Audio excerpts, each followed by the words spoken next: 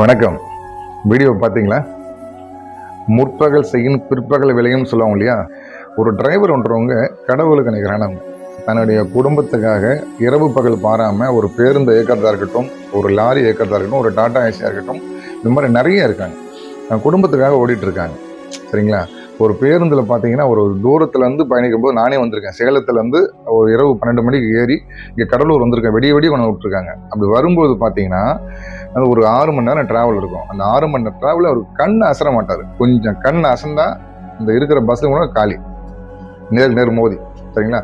அதுவும் தன்னை மீறி ஒரு சில நேரத்தில் நடக்கிறது உண்டு. இருந்தாலும் அப்படி தான் உயிரை பணையம் வச்சு அப்படி ஓட்டிட்டு வராங்க. அப்படி ஒரு நல்ல பேர் வாங்குறவங்க மத்தியில் இப்படி ஒரு நாதாரி ஒரு வயசுல பெரியவரை வார்த்தை போட்டு பேசி பலாருன்னு கணத்தை அடிக்கிறான். என்னடா மனுஷன், என்ன இதே உன் அப்பாவை வேற எவனா அடிச்சுன்னா நீ பார்த்துட்டு சும்மா இருப்பியா? தப்பு தானே? நான் இன்னொன்று கேட்குறேன்.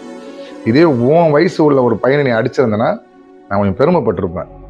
ஏன்னா அவனை எதிர்த்து அடிச்சிருப்பான். அந்த மனுஷன் பாவம் அப்படியே நிற்கிறாரா, எனக்கே கண்ணு கலங்குது. பிரபஞ்சம் பார்த்துட்டு இருக்கு நீ என்னென்ன பண்ற ஏதாவது பண்றேன்னு சொல்லிட்டு.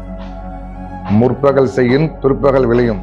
அதனால தயவு செய்து முடிஞ்ச வரைக்கும் அவங்கவுங்க ஒரு வயசுல பெரியவங்களை கோபமாக பேசுறதோ, கெட்ட வார்த்தையில் திட்டுறதோ, அவங்களை அடிக்கிறதோ வேணாம். சரிங்களா? பூமியில் இருக்க போகிறது கொஞ்சம் காலம்தான். சந்தோஷமாக வந்துட்டு நல்ல பேர் வாங்கிட்டு போகலாமே. சரிங்களா? ஓகே, வீடியோ பார்த்ததுக்கு மிக்க நன்றி.